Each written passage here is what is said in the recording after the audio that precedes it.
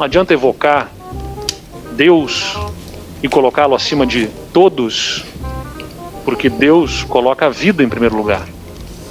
Então, se é para obedecer um mandamento divino, lembre-se que está entre esses mandamentos não matar. E um líder na posição como do presidente da República, que despreza os cuidados sanitários e que provoca confusão na sua gente, na sua população, simplesmente buscando talvez algum proveito político. A sua preocupação, na verdade, deveria ser só de ordem humanitária. Mas, já que a sua frase denota uma visão utilitarista, quase maquiavélica sobre a gestão pública, eu vou tentar persuadir o senhor a cumprir a sua obrigação de uma outra forma, Ao escancarar essa falta de empatia, o senhor está comprometendo o seu futuro político. Governador, situe-se, ou melhor, comporte-se. Então, muita gente tem feito a sua parte, mas o presidente gera muita confusão.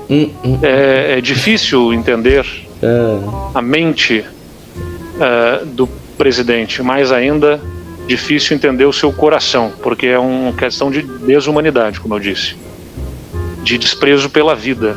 Isso choca. O senhor precisa pelo menos fingir que se importa com as pessoas. Então, mais uma vez, ouça o conselho da dona Mariângela. Se você não é generoso por caráter, seja por inteligência.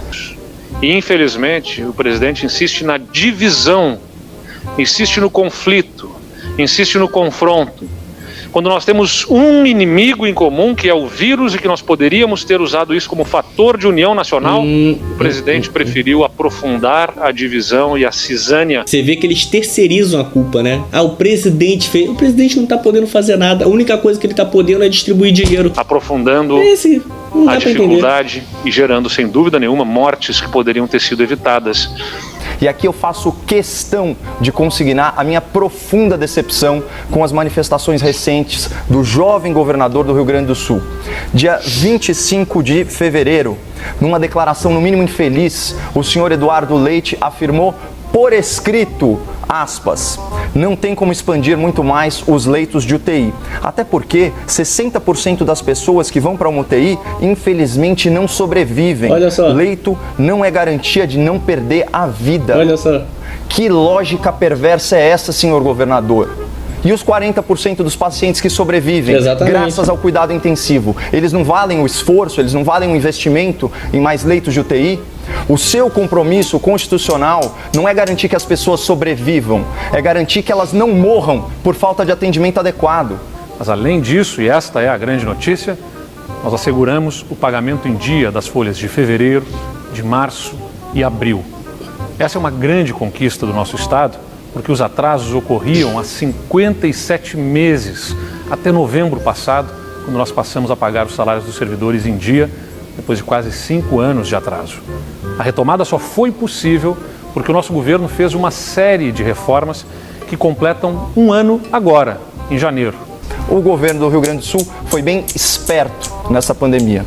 O consultor de empresas, Matheus Bandeira, que é ex-secretário do Tesouro, ex-presidente do Banrisul, ele publicou o levantamento sobre os repasses bilionários recebidos pelo governo gaúcho a título extraordinário de enfrentamento à pandemia. Olha. Foram quase 1.940 bilhões de reais para aplicação livre, mais de 830 milhões carimbados para a saúde e mais de 5 bilhões em rolamento da dívida. Então, no total, foram 7.930 bilhões de reais em verbas federais extraordinárias que encheram os cofres gaúchos, o que fez o jovem governador gaúcho, aí com toda a sua jovialidade e esperteza. Ele usou os recursos extraordinários do governo federal para pagar despesas correntes do Estado, E é o que confirma essa outra manchete da Gaúcho Zero Hora, que foi de junho. Dinheiro do Socorro Federal termina horas depois de entrar nos cofres do Estado. Ou seja, o dinheiro que era para investir, sei lá, em hospitais de campanha ou na saúde, o cara pegou para ajeitar a conta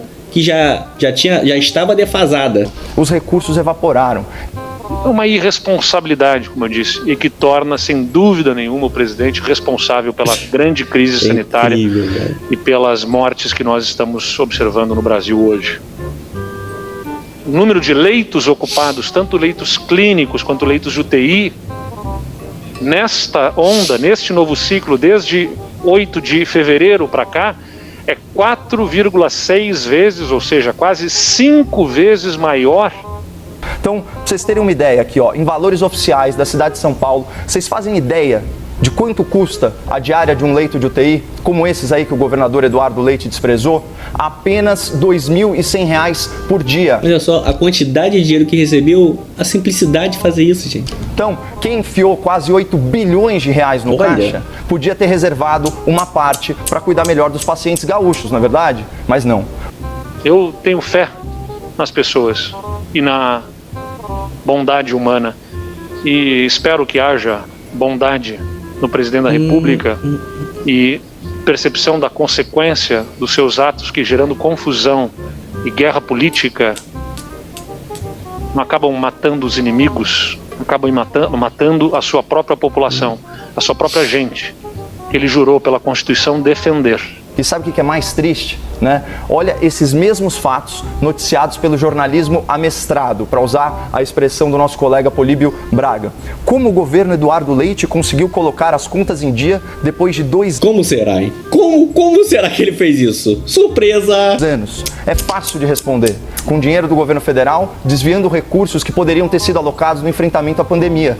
Fácil, né? Só que a conta chegou agora e ela foi cobrada em vidas humanas perdidas na fila de atendimento dos hospitais de Porto Alegre.